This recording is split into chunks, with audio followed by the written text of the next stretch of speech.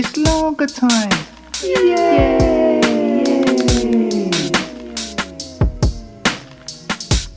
Lager time. Poems, stories and thoughts. By me, Paul Cree. Who else?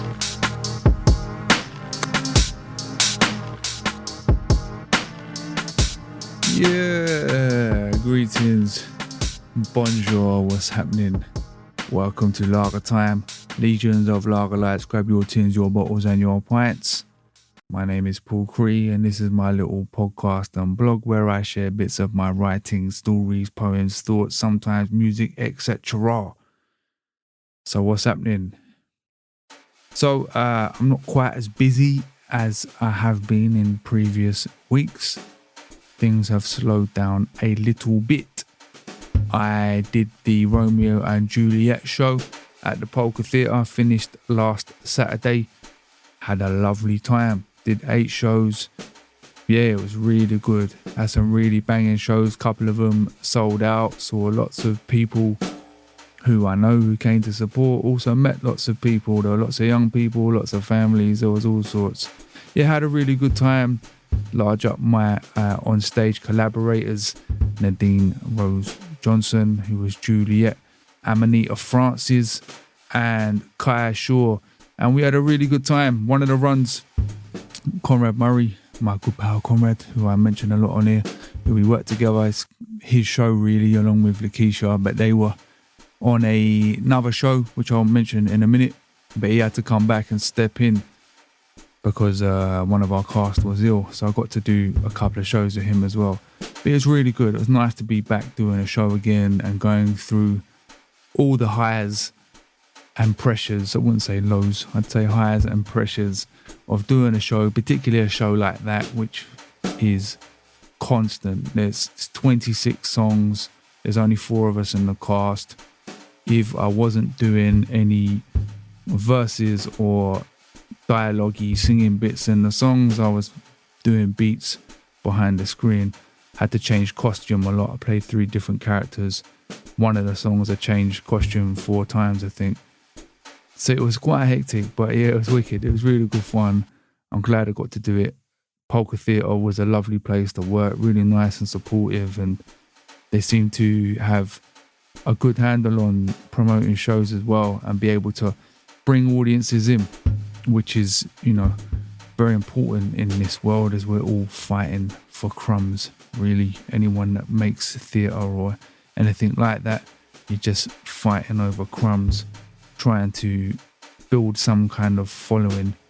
Most of us, even those of us that have been doing this for years and may have even had a little bit of success, you are still reliant on what I call the faff, the friends and family, to come and support and buy tickets. It's really hard to convince strangers to come and support what you're doing when they don't know who you are. But it's fair enough. But yeah, I had a great time. So yeah, things are quietening down a little bit, not too much, but it means that a lot of my time with the other project that I work on is going to step up a bit again, Dream Arts, because I had to take a little bit of time away from that in order to do this. So Dream Arts is the project I work on with the young asylum seekers and refugees. We're making a show called Love Scripted. It's been in development since October. And at the end of May, we will be going to Bristol to Actor Theatre to perform a work in progress version of the show, which is what we're rehearsing for now. And speaking of shows, I mentioned it briefly earlier, Pied Piper, which is a Beatbox Academy show, which is directed by Conrad, who I work with, a show which I worked on the community element of back in October last year when it ran at Battersea Arts Centre. It's just come back from Belgrade Theatre in Coventry, where by all accounts it's done really well. It's going to the South Bank Centre, the infamous London South Bank in the Queen Elizabeth Hall or whatever it's called. It's pretty sick though. It's a big venue. That's going to be there on 31st of May till the 2nd of June. Similar to Romeo and Juliet, it's all music mainly. It's a family show, so kids can come along too. But it's lots of beatboxing and rapping, and the cast are really, really good. I've had the pleasure of working with most of them, but yeah, they are really, really good. So it's well worth a watch. I'm gutted that I won't be able to go there for this run, as I'll be in Bristol with the Dream Art show. But there you go, such is life. There's an opportunity for you to go. I think it's bank holiday weekend as well if you're in England. So getting on to this week's piece from the series on meditations. This is book number 9. Done all right now. 9 pieces so far, including this one, plus an introductory piece, which we put out which I put out just before Christmas. So I've entitled this one On Bigotry, Old and New, which I may change. It's not the greatest name in the world, but it's talking about, I suppose, encountering forms of discrimination growing up and then coming into the arts, where the definitions of those discriminations are often wildly different to the ones I grew up with, and encountering those kind of ideas for the first time. It's quite a long one, but I had good fun writing it. So yeah, hopefully you find something. And it's always a bit tricky writing about these kind of things for someone like me who worries a lot. I was a bit tentative about writing it, but it is what it is. I stand by what I wrote. So there you go. I don't think there's anything that bad in there anyway. And for those of you who are potential nitpickers, there's a reference in there to the term brownie points, which is what I use as a pun, talking about meeting my wife and knowing a little bit about her culture, which is Goan culture, as I had a friend, or have a friend who is Goan, so I knew a little bit about Goa when I met my wife, and she was impressed, so I put that into a pun of getting brownie points. And there are probably those out there that would want to get me in trouble for saying that. I ran it by my wife, and she giggled. She doesn't normally laugh, she doesn't think I'm very funny, generally speaking, but yeah, she giggled at this one and thought it was fine. So there you go. Anyone thinking, no, you can't say that, Paul? Well, I did. And I ran it past my wife. And to me, that's as good as running it past God. So there you go. So including this one, so 9, there'd be 3 more, 10, 11 and 12. And then that's it, we're done. I've been enjoying writing these. I know I've mentioned this a number of times. It's been quite challenging. I feel like I've learned a lot about the writing process, but also about how I think and feel. Those massive Stoicism fans and Marcus Aurelius advocates, I don't know how happy they would be about me doing what I've done, essentially going into these quite self-indulgent rants, drawing from the amazing wisdom of Marcus Aurelius and the meditations. But there you go. Just kind of use them as cues really to say things. So after this, I think I'm going to take a break from Lager Time for a bit. I want to do some music. I'm not very good at simultaneously doing a multitude of things at the same time, even though that's what I'm trying to do all the time. So I want to record a bit of music. And then I've started dabbling with a few story things. One that I've got quite into, actually. I don't know where that's going to go. Maybe something a little bit longer. But who knows? I'm sure I will let you know. But fear not, there'll be 3 more of these before this season finishes. As ever, if you like what I do, you can help support it by introducing it to a friend or a mate who's into weird little niche things like this. You can make a cash donation on Ko-Fi, which is KO-FI. There's a Paul Cree page on there where you can find the link in the description. And then, of course, there's my website, paulcree.co.uk, where you can purchase books, music, and that's it, I think. Books and music. What else do you need? And like music, Spotify, all that stuff. I've also clicked a button on Substack which has tunneled all of the podcasts from this year anyway onto YouTube. So I don't know, in case you're a YouTube user and you're like, Paul, where's Lager Time on YouTube? Well, it's on there now. You can find it. I'm hoping you'll be able to find it a little bit easier on Spotify. It seems to be quite difficult to track down on there. But anyway, that's it. That'll do for now. Long-winded intro. Apologies. Not apologies. Enjoy the piece. Keep it larger than life. And you'll hear from me again in a couple of weeks. Peas and daters.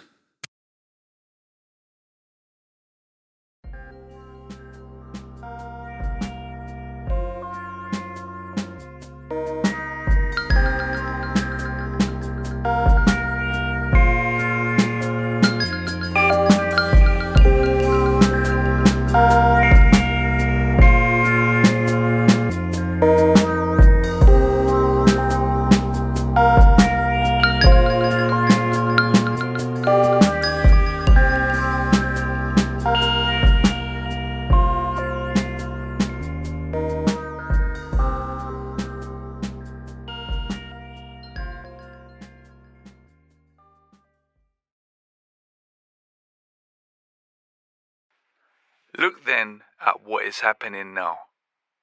Only the intelligent creatures have forgotten the urge to be unified with each other. Only here where you have no confluence. Based on what I witnessed and experienced growing up around Horley and Crawley, there was a lot of low-level isms. Racism, sexism, classism, homophobia, ism, and probably more isms. Maybe even Marxism. But I didn't know what that was until after I'd left the place, and too many people had done a write-off Maggie Thatcher and bought their council houses for that ever to take hold. There was one guy I remember, who was the father of a kid I went to Cubs with, and a nice man. He had a long beard and wore sandals with his socks. Maybe he was a communist lone wolf quietly and unsuccessfully trying to lead local workers away from Benidorm towards a glorious workers' revolution. Alas, I digress. Most of the racism seemed to me to take two forms, the first being jokes, which mainly saw Pakistanis reduced to the P word and serving as the main ingredient for crass punchlines, sometimes just puns on typical names, sometimes about skin colour and culture. The P word would get thrown around a lot and was often just a lazy, very ignorant catch-all term for brown and also darker-skinned people in general, not just limited to Asians. This could include people from Greek, Turkish, Middle Eastern or Portuguese backgrounds, or sometimes it was just aimed solely at Muslims. Perhaps this was relative to the area I grew up in, as Crawley had large Indian and Pakistani communities. It also had a big Irish community, and there were plenty of jokes about them too. Some of these jokes were fairly innocuous, some were plain nasty, and sometimes they weren't even jokes, it would just be the P word held casually out of a car window, speeding past some ordinary person just going about their day. The second form would take the lazy parroting of thought-lacking negative tropes to diagnose broader social ills like immigrants are taking our jobs, etc. I heard these sorts of ones quite a lot. My guess was, looking back, that a lot of these statements or accusations were sometimes made out of fear of losing something like employment or identity, but more often than not, like the above jokes were made innocuously and in ignorance, with very little thought given to the consequences of saying those things. When I was in cadets, I once got caught telling a P-word joke to another kid and was made to stand up by the commanding officer in front of the group and given a severe bollocking. He was a white guy, but he was really angry about it. And fair enough, though I meant nothing by it, I learned my lesson. I remember feeling ashamed and wished I hadn't have said it. I certainly wasn't thinking about what the kid sat in earshot of me who was from a Sri Lankan background, might be thinking or feeling. There was a third and much nastier form too, which from what I saw was a lot rarer, but I encountered a few people who would probably fit into this category, and that is those who actually believed in the supremacy of white people, but more relevantly, had a severe hatred of those that weren't them. That also included gay people, Jews and the Irish. There was a pub in Crawley, which I forget the name of, which me and my mates would often drive past, which had a reputation for housing BNP meetings. We never went in to validate those claims. We just knew to stay well away. The couple of people who I came across who would fit into this category were, as you might imagine, pretty scary. There was occasionally one or two of them in the pubs I'd drink in, and there were always stories that accompanied them, doing jail time in this prison or that, or running with the Chelsea hooligan firms in the 80s. One of them had a spider's web tattoo on his forehead. Again, just steered well clear of them. Though Horley was predominantly white, Crawley was a lot more ethnically mixed, as was the friendship group I grew up with, and I'm all the better for it. We naturally learned things about one another and absorbed aspects of each other's cultures. When I first met my wife, who is Goan, she was pleasantly surprised that I knew a little bit about her very nuanced culture. My oldest friend from school is from a proud Goan family, and I knew other Goan families in the area too, as we all went to school and church together. That definitely won me some brownie points with her. No pun intended, but amusing nonetheless. Of course, we didn't all grow up the same, and our experiences would have varied, especially when it came to any sort of discrimination. But we all had lots in common. Went to the same schools, wore the same clothes, listened to the same music, worked the same jobs, had to avoid the same rude boys trying to shake you down in the underpass and on the trains, and the same white boys looking to fight anyone that accidentally stepped on their loafers in the pubs. Regardless of our differences, we came up together. The other isms typically tended to involve making sexist comments towards women or referring to them as birds, middle-class kids calling working-class kids townies, which later morphed into the more pernicious chavs. Middle-class kids just tended to be referred to as posh, sometimes followed by the C word. Depending on who I was with, and where I was one or the other, chav or posh. I could never figure it out, trapped in some undefined class purgatory like a dull lesson in school where nothing gets learned. Pun intended. As I got older, I began to develop a very basic understanding of how politics worked in the UK, broadly meaning I got as far as working out that Labour was left-wing and Tories were right-wing. This also coupled with other simplistic notions of social issues like classism, racism and sexism, and things like history, understanding that Britain was a colonial power and their involvement in the slave trade, all contributing towards my ideas of what discrimination is and what pernicious forms it can take and the different groups it can target. I would much later come to realise that my understanding was grounded in an idea of liberalism and striving towards equality. Though I didn't know a great deal about politics and society, etc., and would sometimes get very frustrated by this lack of knowledge, I considered myself left-wing. Though generally speaking, it was an affluent area, Surrey and Sussex, but I could see the effects of poverty around me. My family didn't have a lot of money growing up, so I thought things like the NHS and social security were important. And every now and again, Mum and Dad would school me on things like this. They listened to Radio 4 and encouraged me to read books, which is probably where the posh slur came from, as that was seen as a middle-class thing. And of course, we were also Catholic. For us, there was a duty to help those less fortunate, even if we ourselves didn't have much. Leaning left felt like the right thing to do. No pun intended. I knew people who went either way, but I also knew a lot of people who just didn't care for politics. Though Crawley was predominantly working class or upper working class, there were lots of people there who'd done well for themselves, setting up building firms and the like, or bought their council houses and got on the property ladder. So they would tend to swing right. But not always. The town often went from Labour to Tories, then back again. I was interested in trying to understand how the world worked, but had no idea where to start. I began to read books, but when going to the library or going into a bookshop, I just didn't know what it was I was looking for. I just had this feeling that I wanted to learn some stuff, whatever that stuff was. From 17, I had a job as an apprentice in an IT firm, where I was left on my own devices a lot. I had access to the internet, which was still a novel thing for me, and via a drum and bass message board that I wasted a lot of time posting on, I found another message board which would put up political content. This is where I first learnt what the word subversive meant. At the time, the UK had just gone to war in Iraq, and I remember feeling quite strongly against it, probably influenced by the stuff I was reading, but also many people I knew were against it. It didn't feel right, and of course, they lied about the weapons and that. However, I was conflicted. I had also spent a few years in Marine cadets, and at one point, when I sensed I weren't going to achieve much at school, I was all set on joining the army. Easier going than the Marines. Through cadets, I probably knew of people who went out there to serve. It was a job after all, and I had a little bit of appreciation for what they were doing and how dangerous it was. I also didn't like the way some elements of the more middle-class left would demonise soldiers who were often just working class, just doing a job.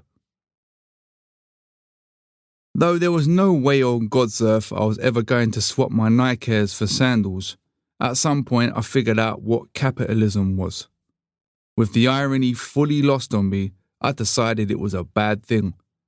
Using my generous 30% discount from working in huge retail chain store HMV, I went into huge retail chain store Waterstones, who were owned by an even huge parent company.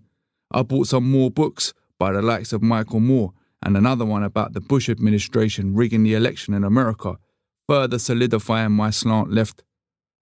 I was finding causes which evoked feelings in me which at the time of reading felt right. No pun intended. This was even followed by a stint of using a biro to write pseudo-radical messages in public causes about TV brainwashing us and McDonald's eating greedy Americans exploiting everyone. I'd graduated from the fine arts school of Millwall run from no one and a crap tag called Luna to full-blown political sloganeering. I was 27 by the time I started working professionally in the arts. I felt like I'd already been round the block a bit, had multiple different low-paying jobs, multiple different addresses, and had been almost permanently skint since the age of 17. But the first time, I was encountering people who were around my own age, who were themselves not long out of university and barely ever worked a normal job, which for me was eye-opening.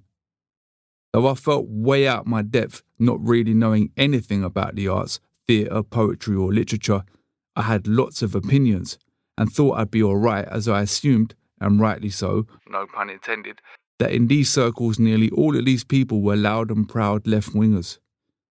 Even though I refused to play down my love of getting tanked up on lager, doner kebabs, football and Nike Air Max, I definitely thought we had something in common. What a lot of them had, and what I didn't have, was a university education which often seemed to come with a set of very specific ideas around isms, like racism and sexism, which I came to learn were very different from the ones I grew up with. I can remember starting to hear terms like white privilege, toxic masculinity, the patriarchy, decolonization, etc., a lot of which I had to look up their meanings. Another term I learned was imposter syndrome, which was definitely something I felt being in that world. Whilst I had this near constant thirst for knowledge and ideas and opinions always swirling around my brain, I felt in no way confident enough to discuss any of these ideas that evoked something in me. I just felt like I didn't understand them because I wasn't smart or educated enough. Or people would think I was an idiot, or worse, a bigot who was way out of his depth. Certainly on the last point, that was true. But like before, I was interested in learning and assumed that these ideas were the right ones, no pun intended, as everyone leaned left. However, what I began to notice was that lots of these terms and phrases were getting thrown about very casually, and similar to the discriminative slurs I heard as a kid, became catch-all terms to describe very complex situations, and in some cases, terms like white would even become a pejorative in and of itself. The more I'd hear them, the more I'd get these moments where my brain would go, wait a minute, what? I can remember someone once remarked to me in what I took as a joking but not joking way, what would a white privileged male know about police brutality? I immediately had images of those coal miners getting cavalry charged by mounted police in the 80s, and I'd witnessed on a number of occasions truncheon swinging old Bill getting handy at the football. Plus I knew of a few lads who'd been indiscriminately thrown in the back of a bully van and given a shoeing, as well as the numerous times I'd personally been thrown up against fences or walls to be searched for no good reason, all courtesy of the police. Another time I was at a poetry event where a female read a poem out about going to a party with a male friend, leaving together then going their separate ways home. She went on to describe her having to endure creepy men harassing her on the tube, which I fully sympathised with, until it got to the end bit, where she went into an invective about men by way of her friend not being harassed on his way home, not having to endure this when travelling around London. Wait a minute, what?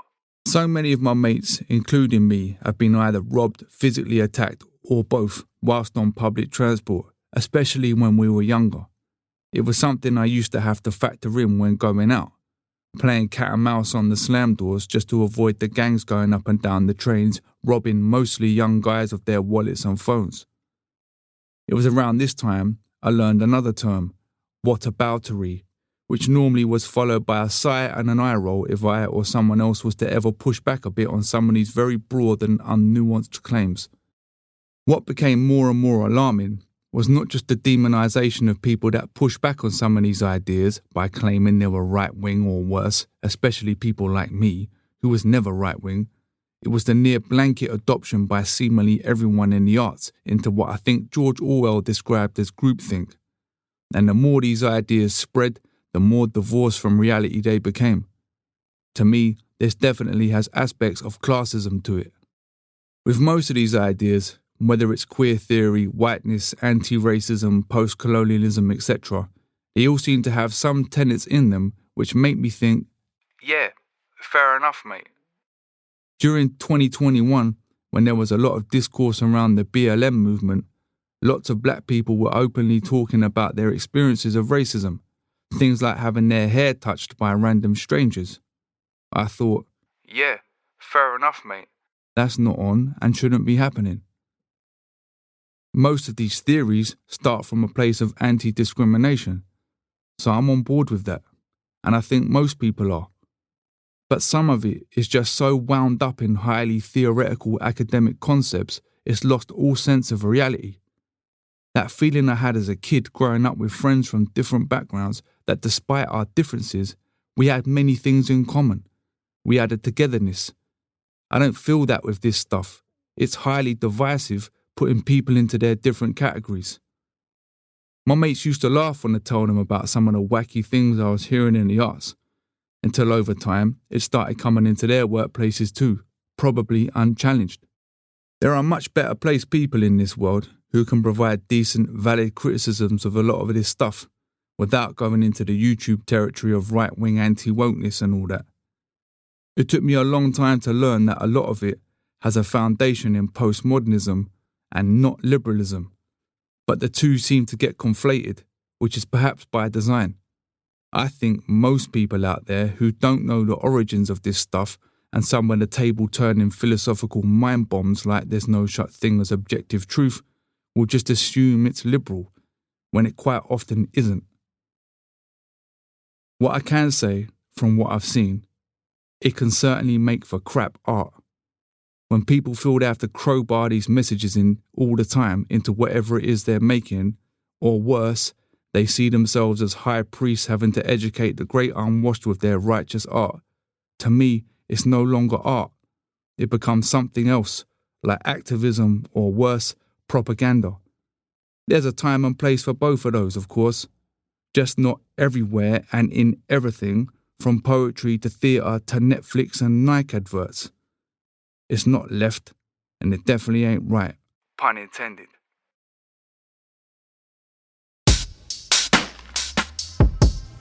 It's lager time!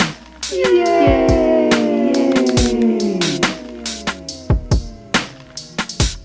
Lager time.